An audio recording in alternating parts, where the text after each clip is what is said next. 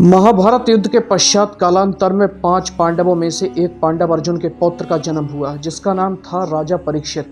एक बार राजा परीक्षित जंगल में आखेट करने गए। उसी दौरान उन्होंने जंगल में कलयुग को देखा। परीक्षित ने कलयुग को तुरंत भूलोक छोड़ जाने का आदेश दिया, जिस पर कलयुग राजा के पैरों में गिर पड़ा और दया की भीख मांगने लगा। उसी समय राजधर्म कहता है कि शरण में आए हुए को आश्रय देना क्षत्रिय धर्म का कर्तव्य है। तो राजा ने कलयुग को 5 स्थान निवास दिए, जहां मद्रापान, वैश्यवृत्ति, जुआ, हिंसा और पाप द्वारा अर्जित स्वर्ण हुआ, वहां तुम्हारा निवास होगा। राजा परीक्षित ने इस समय मुकुट धारण कर रखा था, जो स्वयं सोने का था, जो उन्हें पूर्वजों से विरासत में मिला था। ये पाप कर्मों में लिप्त था। इस बात का फायदा उठाकर कलयुग ने मुकुट में प्रवेश कर राजा के सिर पर प्रवेश किया। जंगल में राजा परीक्षित को प्यास लगी। जंगल में उन्हें कुटिया दिखाई दी और जो उन्होंने अंदर प्रवेश किया तो ऋषि एक तपस्या में लीन थे। जब परीक्षित ने ऋषि से जल मांगा तो तपस्या में लीन ऋषि ने कोई भी प्रत्युत्तर नहीं दिया। कलयुग के प्रभाव से उन्हें गुस्सा आया और मृत सांप उन्होंने गले में डाल दिया और अपने महल लौटाए। जब उन्होंने आराम के लिए मुकुट उतारा तब उन्हें ज्ञात हुआ कि उनके हाथों से बहुत बड़ा अनर्थ हो गया। वो घोड़े पर सवार हुए और राजा समय की कुटिया पर जा पहुंचे, लेकिन उन्हें ज्ञात हुआ कि उनसे पहले भी एक ऋषि समय का पुत्र वहां पहुंच चुके थे। जब ऋषि पुत्र ने श्रृंगी ने देखा कि उनके पिता के गले में किसी ने मृत श्राप डालकर चला गया, तो क्रोधित ऋषि पुत्र ने श्राप दे डाला कि जिस किसी ने भी यह कुकृत्य किया है उसे आज से ठीक 7वें दिन तक्षक नाग डसकर मृत्यु लोक पहुंचा देगा। दूर खड़े राजा परीक्षित ने यह सब सुन लिया, जिसके बाद राजा परीक्षित काफी दुखी हुए, क्योंकि कहा जाता है कि जब मृत्यु सर्प काटने से होती है तो उसकी कभी मुक्ति नहीं होती है। इसके समाधान के लिए राज्य के पुरोहितों ने श्रीमद् भगवद गीता का पाठ बताया, जो कि 7 दिनों का था। इसके बाद राजा की सुरक्षा कड़ी कर दी गई 7 दिनों बाद, लेकिन फिर भी तक्षक एक शेर के अंदर बैठकर कीड़ा बनकर राजा को डस लिया। जब राजा परीक्षित के पुत्र जन्मेजय को यह ज्ञात हुआ कि उसके पिता की मृत्यु के तक्षक के डर से हुई है, तो जन्मेजय के मन में प्रचोद की भावना जाग उठी और जन्मेजय ने सांपों के लिए एक यज्ञ किया और सर्प दमन यज्ञ प्रारंभ कर डाला, जिसके कारण भूलोक के समस्त सर्प यज्ञ की अग्नि में आकर भस्म होने लगे। जिसके बाद नागों ने जाकर माता मनसा देवी ने रक्षा की गुहार लगाई। तब माता ने अपने पुत्र आस्ती को यज्ञ रुकवाने के लिए भेजा। अग्नि में सर्पों की आहुति दी जा रही। देवी के पुत्र नागों के प्राणों की रक्षा की गई। समय बीतता गया और एक दिन जन्मेजय की भी प्राकृतिक कारणों से मृत्यु हो गई, लेकिन जन्मेजय की आत्मा को पाताल लोक में नागों ने बंदी बना लिया। युग बदलते गए और प्रारंभ हुआ कलयुग। इस काल के युग में एक बालक का जन्म हुआ। जब ज्योतिष ने ग्रह नक्षत्रों का आकलन किया तो ज्योतिष भयभीत हो गया और कहा कि इस बालक का जन्म घोर अशुभ नक्षत्र में हुआ है। ज्योतिष ने बालक के माता पिता को इसे समुद्र में फेंकने के लिए बाध्य किया। ज्योतिष के दबाव में आकर बालक के माता पिता को न चाहते हुए भी ऐसा करना पड़ा। जब बालक समुद्र को फेंका गया तो समुद्र में मौजूद एक विशालकाय मछली ने उसे निगल लिया और बालक कई वर्षों तक मछली के पेट के अंदर ही रहा। जिसके बाद एक मछुआरे ने तट पर पहुंची और मछुआरे ने इसे पकड़ लिया। इसी समय पे भगवान शिव माता पार्वती को योग के रहस्य सुना रहे थे और मछली के पेट के अंदर ही उस बालक ने इस रहस्य को सुन लिया और वह सीख गया। 12 वर्ष की कठिन साधना के बाद एक मछुआरे ने मछली को पकड़ा, उसे काटा तो उसके अंदर एक जीवित बालक मिला और उस बालक को अपने साथ रख लिया। समय के साथ बच्चा बड़ा हुआ और मछुआरे ने उस बालक को मछली पकड़ने के लिए भेजा। जैसे ही बालक ने मछलियां पकड़ी तो देखा कि बाहर निकलते ही मछलियां तड़पने लगीं। करुणामयी बालक ने सभी मछलियां समुद्र द्वारा वापस छोड़ दी और खाली हाथ वापस घर छोड़ आया। तो बालक को भला बुरा कहा तो बालक ने उसका घर छोड़ दिया और वह तपस्या करने के लिए चला गया। अपने भरण पोषण के लिए भिक्षा मांगने लगा और अपना संपूर्ण जीवन साधना में लगा दिया। समय बीतता गया और समय के साथ साथ वो बालक एक प्रबुद्ध सिद्ध के रूप में उभरा। कुछ लोग भगवान शिव का अंश या भक्त मानते थे। इतने लंबे समय तक मछली के पेट में पलने के कारण उसका नाम मत्स्येंद्र नाथ के नाम से जाना जाने लगा। इत्तफाक कहें या कुछ और, ऐसे ही घटना का वर्णन तिब्बती प्रस्तुति ग्रंथों में भी मिलता है और कुछ बाइबल में भी इस घटना का जिक्र मिलता है। एक बार मत्स्यनाथ भिक्षा लेने घर के बाहर पहुंचे तो उन्होंने मत्स्यनाथ ने आवाज लगाई, भिक्षाम देही। तभी एक महिला खाली हाथ घर के बाहर आई और कहा कि भोजन नहीं है। तब मत्स्यनाथ ने कहा कि कुछ बासी या बच्चों द्वारा छोड़ा हुआ भोजन ही दे दीजिए। तब उस महिला की आंखों से अश्रुधारा बहने लगी, क्योंकि वह महिला बांझ थी। उनसे यह देखा न गया और उन्होंने पुत्र प्राप्ति का आशीर्वाद दिया और प्रसाद खाने के लिए ले गया। लेकिन कुछ महिलाओं ने भड़का दिया और उसने नहीं खाया। उसने एक प्रसाद को गोबर के ढेर में फेंक दिया। इसके ठीक 12 वर्षों बाद गुरु मत्स्येंद्र नाथ फिर उस जगह पर लौट के आए। उसने पुत्र के बारे में पूछा तो महिला ने गुरु से झूठ बोला कि गुरु कि मुझे कोई पुत्र नहीं पिया, मुझे कोई भी पुत्र प्राप्त नहीं हुआ। तभी मत्स्येंद्र नाथ ने जोर से आवाज़ लगाई तो गोबर के ढेर से एक बालक प्रकट हुआ जो कि 12 वर्ष का हो चुका था। गोबर में जन्म होने के कारण उन्हें गोरखनाथ की उपाधि दी गई, जिसके बाद उस महिला ने डरते डरते सारा वृत्तांत उन्हें सुनाया और गुरु मत्स्येंद्र नाथ से अपनी भूल की माफ़ी मांगी।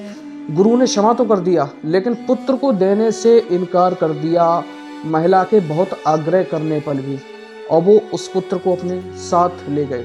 वही जाने गए आगे गुरु गोरखनाथ, श्री गुरु गोरखनाथ, और उन्होंने फिर उनको दीक्षा दी।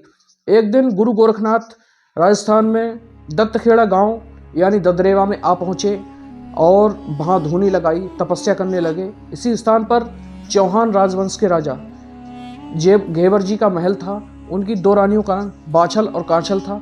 माता बाछल और काछल दोनों जुड़वा बहनें थीं। उन्हें कोई संतान नहीं थी। माता बाछल दयालु और शांत स्वभाव की थी और उनकी दूसरी बहन इसके विपरीत स्वभाव की थी। किसी ने माता बाछल को पुत्र प्राप्ति के लिए गुरु गोरखनाथ के पास भेजने का सुझाव दिया तो वो सच्चे मन से उनकी भक्ति करने लगी। और जब उनको खबर मिली कि गुरु गोरखनाथ स्वयं यहाँ पधारे हैं तो वो दौड़ते हुए उनके पास पहुंची और गुरु को प्रणाम किया। जिसके बाद माता नृत्यपति उठकर गुरु गोरखनाथ की धूनी को साफ किया करती और वहाँ गौ माता के गोबर से लिपाई पुताई करती। गुरु जी माता बाछल की तपस्या को देखकर बहुत प्रसन्न हुए और उनसे कहा, कल प्रातःकाल हम यहाँ से प्रस्थान करने वाले हैं, अतः आप कल सुबह यहाँ जल्दी आएँ, हम आपको पुत्र प्राप्ति हेतु आशीर्वाद देंगे। माता बाछल खुशी खुशी महल लौट आई और सारी बात अपनी बहन काछल को कह सुनाई। काछल के मन में ईर्ष्या उत्पन्न हो गई क्योंकि काछल और बाछल बहनें थीं। काछल की जगह बाछल आशीर्वाद देने पहुंच गई और दोनों हमशक्ल थीं, लेकिन ये एक बहन ने दूसरी बहन को धोखा दे दिया था। गुरु गोरखनाथ द्वारा कहा गया कि तुम 2 वीर पुत्रों की माता बनोगी। तो इसके बाद उन्होंने गुरु गोरखनाथ ने वहाँ से प्रस्थान किया। दुखी मन से माता बाछल ने सोचा शायद मैंने आने में विलंब किया है, गुरु मेरे आने से पहले ही चले गए। जिसके बाद माता बाछल ने गुरु से आशीर्वाद प्रबल इच्छा से उनका पीछा करना शुरू किया। कई मीलों की दूरी तय करने के बाद माता गुरु के पास पहुंची और जब गुरु गोरखनाथ माता से पीछा करने का कारण पूछा तो माता ने उनसे आशीर्वाद देने की बात कही। गुरु गोरखनाथ को समझ आ चुका था कि काछल ने बाछल के साथ छल किया। इस पे उन्हें बहुत क्रोध आया। माता बाछल के साथ हुए अन्याय को देखकर गुरु गोरखनाथ के एक शब्द निकले कि मैं तुम्हें एक तेजस्वी पुत्र प्राप्त करने का वरदान देता हूं और यही आगे चलकर उन दोनों पुत्रों की मृत्यु का कारण बनेगा। जिस पर माता बाछल ने गुरु से अनुरोध किया कि ऐसा ना करें, अगर उसे 2 पुत्रों का आशीर्वाद दिया है तो मुझे उससे कोई आपत्ति नहीं है। लेकिन गुरु मुख से निकले शब्दों की नियति तय हो चुकी थी। जिसके बाद गुरु गोरखनाथ को तेजस्वी पुत्र का वरदान देने के लिए पाताल लोक में प्रवेश कर गए। वहां से नागों द्वारा बंदी बनाए गए जन्मेजय की आत्मा को गुग्गल में छुपाकर भूलोक पर लौट आए। नागों ने गुरु का पीछा किया, अंत में थक हार गए और सीधे पाताल लोक की ओर लौट गए। किंतु तक्षक नाग गुरु गोरखनाथ का पीछा करते हुए भूलोक पर आ गया और गुरु के हाथ से गुग्गल छीनकर निगलने लगा। सौभाग्य से वहाँ पर एक युवक साफ सफाई करने का कार्य कर रहा था। जब उसने देखा कि साधु के हाथ से नाग ने कुछ वस्तु निगल ली है, तब उसने नाग पर झाड़ू के डंडे से प्रहार किया, जिसके कारण गुग्गल मुख से नीचे गिर गया और गुरु गोरखनाथ जी ने उठाया और उस युवक को वरदान दिया कि इस गुग्गल से उत्पन्न बालक बड़ा ही सिद्ध पुरुष होगा, जिसके भजनों का तुम लोग गायन करोगे। ऐसा कहकर गुरु गोरखनाथ जी अंतर ध्यान हो गए। तक्षक नाग भी निराश होकर पाताल लोक को लौट गए। जिसके बाद गुरु गोरखनाथ सामने प्रकट हुए और उन्हें पुत्र प्राप्ति का वरदान दिया। इस प्रकार राजा जन्मेजय को माता बाछल के गर्भ में स्थान मिला। जब काछल ने देखा कि बाछल के पेट में एक ही बच्चा है, क्योंकि दोनों ही एक समय पर गर्भवती हुई थी, तो उन्हें संदेह हुआ। तो एक बहन ने दूसरी बहन को कलंकित करने के लिए यह अपनी ननद से कहा कि सिर्फ मुझे ही गुरु के द्वारा एक पुत्र की प्राप्ति हुई है, लेकिन जो दूसरी बहन है इसके कोख में किसी और का बालक है। इसके बाद छबीली क्रोध में आग उगला होती है और माता बाछल को खरी खोटी सुनाती है। माता बाछल ने उनको सारा वृत्तांत कह सुनाया, लेकिन छबीले को इस बात पर यकीन नहीं हुआ। छबीली ने अपने पिता अमरपाल सिंह चौहान के सामने प्रस्तुत होती है और माता के बारे में सुनी सुनाई बातें सारी कह डाली। जब अमरपाल सिंह को बताया गया कि माता बाछल ने उनके कुल को कलंकित किया, तो अमरपाल सिंह चौहान पुत्र वधू पर अत्यंत क्रोधित हुए और गाड़ीवान को बुलावा भेजा और माता बाछल को उनके मायके भिजवाने का आदेश दे दिया। जिसके बाद माता बाछल गाड़ीवान के साथ मायके चली गई। तपती धूप और गर्मी के चलते माता ने विश्राम करने का सोचा। गाड़ीवान को एक पेड़ के नीचे रुकने के लिए कहा। तब माता बाछल और गाड़ीवान की आंख लग गई, दोनों सो गए। मौके की तलाश में बैठा तक्षक नाग वहां आ पहुंचा और गाड़ीवान को डस लिया और अब माता बाछल को डसने के लिए आगे बढ़ने लगा। गुरु गोरखनाथ के आशीर्वाद के कारण अपार शक्तियों से परिपूर्ण वीर गोगा जी के रूप में माता की कोख में बाहर प्रकट हुए और अपने एक ही हाथ से तक्षक का गला दबोचा और तक्षक नाग तड़पने लगा और उनसे दया की भीख मांगने लगा। जन्मेजय यानी गोगा जी ने पुनः गाड़ीवान को जहर खींचकर उन्हें जीवित करने का हुक्म दिया। तब तक्षक नाग ने तुरंत गाड़ीवान के शरीर से जहर निकाला और भगवान से क्षमा मांगकर पाताल लोक लौट गया। गाड़ीवान उठा और माता को लेकर शस्सा की ओर रवाना हो गया। बाछल अपने पिता की महलों में लौटी तो उन्हें कारण पता चला मायके आने का, तो सच और झूठ का पता लगाने के लिए माता बाछल की परीक्षा लेने का ऐलान कर दिया और कहा कि कच्चे सूत से बने धागों की चारपाई को कुएं पर रखा जाएगा और तुम उस पर सोना होगा, और कहा अगर तुम्हारे अंदर शक है तो ये कच्चे धागे तुम्हारा वजन सहन कर लेंगे। जिसके बाद माता ने गुरु गोरखनाथ को याद किया और परीक्षा देने के लिए तैयार हो गई। माता बाछल जैसे ही चारपाई पर बैठी, यह देख सभी हैरान रह गए कि कच्चे सूत का एक धागा तक नहीं टूटा और माता बाछल गुरु गोरखनाथ को याद कर कच्चे सूत से बने धागों की चारपाई पर लेट गई। यह प्रमाणित हो चुका था कि माता पवित्र और सत्य हैं। जिसके बाद माता बाछल के पिता ने अपने समधी को सतवंती होने का प्रमाण एक पत्र में भेजा, फिर वापस ले जाने का भी सुझाव दिया। उधर दूसरी ओर माता बाछल जब गहन निद्रा में सो रही थी तो माता को अपने गर्भ से गोगा जी की आवाज आई। गोगा जी ने माता से कहा, अगर मेरा जन्म ननिहाल में हुआ तो कालांतर में मेरा उपहास किया जाएगा, अतः मैं पितृभूमि पर जन्म लेना चाहता हूँ। जिस पर गोगा जी से कहा कि यह कैसे संभव है, तुम्हारे पिता हमें लेने यहाँ नहीं आएंगे। तब गोगा जी ने माता जी से कहा कि मैं पिताजी से बात करता हूँ। इधर गोगा जी के पिता की एक जंगल में आंख लग चुकी थी, सो चुके थे। तो उधर गोगा जी उनके स्वप्न में आते हैं और बोले, पिताजी मेरी माता जी को मायके से ले जाइए क्योंकि मैं वहीं जन्म लेना चाहता हूँ और मेरी नियति पहले से तय हो चुकी है। अभी अचानक जेवर के सिंह की नींद टूटी और अमरपाल सिंह का संदेश कुछ सैनिक लेकर आ रहे हैं, तो तुरंत वो अपनी ससुराल के लिए रवाना हुए और सकुशल उन्हें लेकर माता बाछल को ले आए और वहाँ की सूखी ज़मीन हरी भरी हो गई और चारों ओर खुशियों का माहौल छा गया। शुभ घड़ी आई जब गुरु गोरखनाथ के आशीर्वाद से विक्रम संवत 1003 को माता बाछल की कोख से वीर गोगा जी का जन्म हुआ। तो वहीं दूसरी ओर माता काछल ने अर्जन और सर्जन 2 जुड़वा बच्चों को जन्म दिया। शुभ मुहूर्त में जन्म लेने के कारण गोगा जी का भाग्य जन्मोत्सव रखा गया। तो वहीं अशुभ मुहूर्त में जन्म जुड़वा भाइयों के लिए कोई खुशियां नहीं मनाई गई। यह देखकर माता बाछल के मन में बहुत दुख उत्पन्न हुआ और इसके जन्म लेते ही मेरे बेटों से श्रेष्ठ माना जा रहा है। जब ये बालक बड़ा होगा तो मेरे बच्चों के साथ भेदभाव होगा और राजपाट भी इसके हिस्से का इसे दे दिया जाएगा। रास्ते से हटाने के लिए गोगा जी को योजनाएं बनाई जाने लगी। तो माता बाछल पिता जेवर सिंह को लेकर गुरु गोरखनाथ के पास आ पहुंचे। जब गुरु गोरखनाथ ने वहां से आने का कारण पूछा तो माता ने गुरु गोरखनाथ से कहा कि आप तो सर्वज्ञाता हैं, मेरे पुत्र को मेरी बहन से खतरा है और जब तक ये युवा नहीं हो जाता तब तक आप इसे अपने साथ रख शिक्षा प्रदान करें। गुरु गोरखनाथ ने बालक गोगा जी चौहान को गोद में लिया और अपनी प्रचंड योग शक्तियों से गोगा जी को और भी अधिक शक्तिशाली बना दिया। गुरु ने गोगा जी को लौटाते हुए कहा कि आप निश्चिंत रहें, गोगा को रक्षा की आवश्यकता नहीं है और जब गोगा 12 वर्ष का हो जाएगा तब मैं इसे ले जाऊंगा और इसे योग विद्या में निपुण कर दूंगा। इसके बाद गुरुचरणों में प्रणाम कर आज्ञा अनुसार जेवर सिंह और माता महलों में लौट आए। थोड़ा सा समय बीतने के बाद काछल ने अपनी ननद छबीली के साथ मिलकर गोगा जी को मारने का षड्यंत्र रचा और छबीली ने दूध में गोगा जी को विष दिया। छबीली ने जैसे ही गोगा जी को विष पिलाया तो गोगा जी कड़वा विषयुक्त दूध बड़े आनंद से पी गए और यह देखकर छबीली हक्का बक्का रह गई कि उस जहर का गोगा जी पर कोई भी असर नहीं हुआ था। और इसके साथ उन्होंने ये भी कहा कि ये तो दूध बहुत ही स्वादिष्ट है। तो जब छबीली ने उन्हें देखा कि इतना छोटा बालक बोल कैसे सकता है तो सारी बात उन्होंने काछल को कह सुनाई और काछल को उनकी बातों पर भरोसा नहीं हुआ। इसे भ्रम समझकर काछल ने अपने षड्यंत्र जारी रखे, लेकिन लाखों कोशिशों करने के बाद भी एक खरोच तक गोगा जी को नहीं आई। अब गोगा जी के साथ साथ काछल के पुत्र भी थोड़े बड़े हो चुके थे।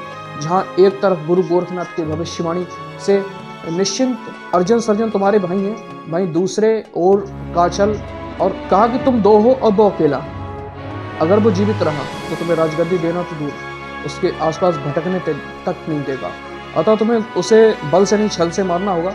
इसके बाद अर्जुन और सर्जन ने योजना बनाई और वो खेलने के लिए अपने साथ ले गए और एक गहरे तालाब के पास ले जाकर गोगा जी को पीछे से धक्का दे दिया।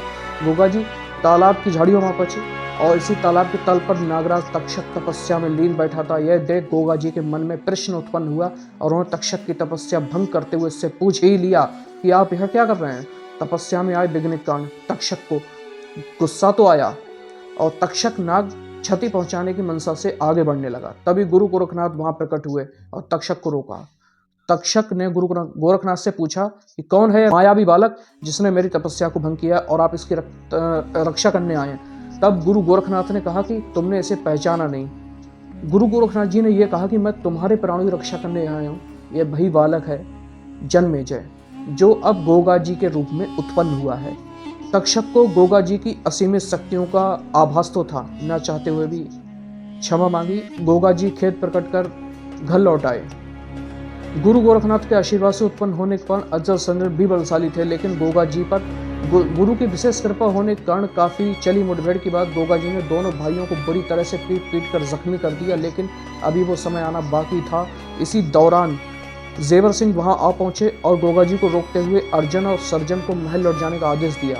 बुरी तरह से जख्मी और चोटिल दोनों भाई माता काछल के पास पहुंचे और रोते हुए सारा वृत्तांत कह सुनाया, जिसके बाद माता काछल ने अपनी चिंता व्यक्त करते हुए कहा कि अमरपाल सिंह चौहान से राज के बंटवारे की मांग करने को कहा, जिसके बाद न चाहते हुए भी घेवर सिंह अमरपाल सिंह से उनके आधा राज्य उनके पुत्रों को न चाहते हुए भी घेवर सिंह मजबूरन पिता अमरपाल सिंह के समक्ष उपस्थित हुए और अमरपाल सिंह से आधा राज्य उनके पुत्रों को देने की मांग की। चौहान राजवंश में उससे पहले ऐसा हुआ नहीं था, इसलिए किंतु भविष्य में होने वाली आशंकाओं को देखकर अमरपाल सिंह बंटवारे को मान गए, लेकिन इसके बदले उन्होंने एक शर्त रखी कि बंटवारा सिर्फ राज्य के शासन को होगा, लेकिन रहना सभी को इसी महल में होगा। सांभर का क्षेत्र सौंप दिया गया और गोगा जी का महल से बाहर जाना प्रबंधित कर दिया गया। तो जब गोगा जी महल से निकलना बाहर बंद कर देते हैं तो हमेशा वह नील से बातें किया करते थे। अब ये बताते हैं कि नील भी कौन है। तो इस कहानी में नील एक घोड़ा है। जब गुरु गोरखनाथ ने माता को आशीर्वाद दिया था तब उसमें से थोड़ा सा प्रसाद उन्होंने अपनी घोड़ी को खिला दिया था, जिससे उसको भी एक गर्व रह जाता है और उस गर्व से उत्पन्न होता है नील नाम का एक घोड़ा, जो कि गोगा जी का घोड़ा था। गुग्गल के अंश से उत्पन्न होने के कारण उनका घोड़ा भी नीला था और असीम शक्तियों से परिपूर्ण था। इस बात का अंदाजा इसी से लगा सकते हैं कि नीले पे सवार होकर बाल्यकाल में ही गोगा जी इंद्रलोक के सिंहासन पर जाकर बैठ चुके थे। बचपन में खेल में इंद्र ने उन पर कई अस्त्रों प्रहार किया, लेकिन उनका बाल बांका नहीं हो सका। तभी गुरु गोरखनाथ वहां प्रकट हुए और दोनों को रोकते हुए एक दूसरे से परिचित करवाया, जिसके बाद गुरु की आज्ञा का पालन करते हुए गोगा जी पुनः महलों में लौट आए। और अब जब वह वर्षों के हो चुके थे और योग सिद्धियों में परिपूर्ण करने के लिए गुरु गोरखनाथ उन्हें अपने साथ ले गए। कई वर्षों की कठिन साधना करने के बाद गोगा जी महलों में लौट आए। तो दोस्तों, ये थी जहारवीर बाबा, आज के समय पे जिन्हें जहारवीर बाबा या गोगा जी कहा जाता है, उनकी कहानी। यानी ये शिष्य थे श्री गुरु गोरखनाथ के।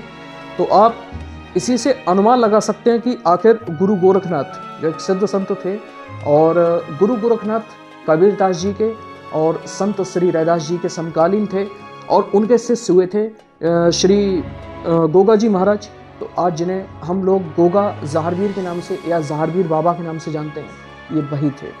तो दोस्तों, कैसी लगी आपको ये कहानी? कमेंट बॉक्स में हमें कमेंट करके ज़रूर बताइएगा। अगर कहानी पसंद आई है तो लाइक, शेयर और सब्सक्राइब करना मत भूलिएगा, क्योंकि आपके शेयर करने से हमारा मोटिवेशन बढ़ता है। तो हमारा मोटिवेशन बरकरार रखिएगा, ये आपके हाथ में है। तो इसी के साथ मिलते हैं अगली कहानी में। तब तक के लिए नमस्कार।